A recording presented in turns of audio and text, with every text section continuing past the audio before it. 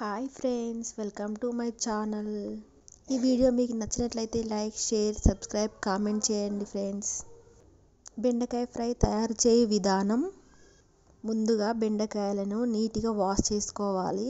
ఆ తర్వాత వాటిని తడి లేకుండా ఒక మంచి క్లాత్తో నీట్గా తుడుచుకోవాలి. తర్వాత అన్నీ అలాగే చేసుకోవాలి. బెండకాయలు తడి ఆరిపోయిన తర్వాత వాటిని ఒక్కొక్కటిగా కట్ చేసుకోవాలి. చిన్న చిన్నగా మనకు సరిపోయేంత, ఫ్రైకి సరిపడేంత కట్ చేసుకోవాలి.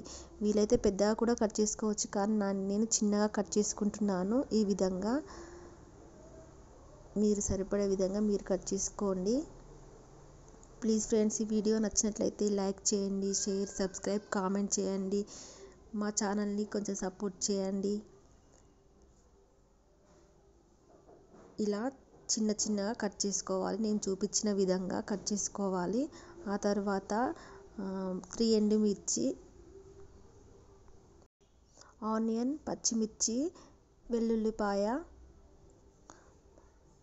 బౌల్ తీసుకొని 1/2 టేబుల్ స్పూన్ ఆయిల్ పోసుకొని అందులో కొంచెం బెండకాయలను వేపుకోవాలి. ఎందుకంటే అందులో జిగురు పోయేలాగా వేపుకోవాలి. అలా వేపుకుంటే ఫ్రై చాలా బాగా వస్తుంది, జిగురు అనేది ఉండదు. అలా కొంచెం లైట్గా గోల్డ్ కలర్లో వచ్చేలాగా వేపుకోవాలి. తర్వాత మళ్ళీ బౌల్ పెట్టుకొని అందులో 3 టేబుల్ స్పూన్స్ ఆయిల్ వేసుకోవాలి.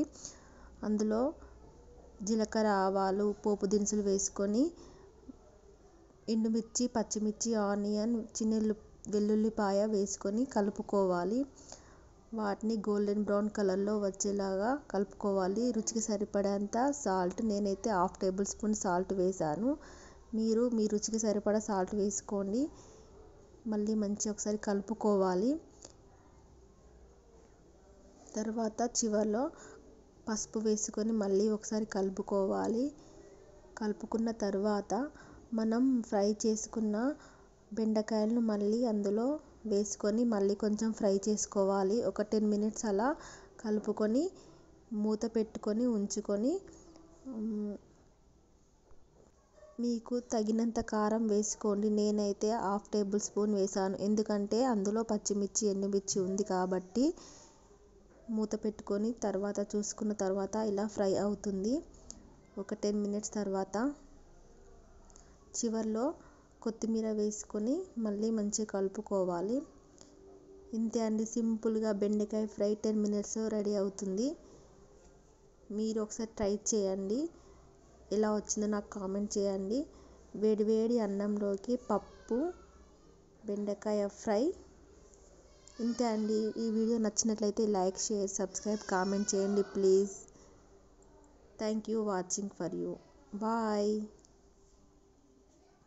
Bye friends.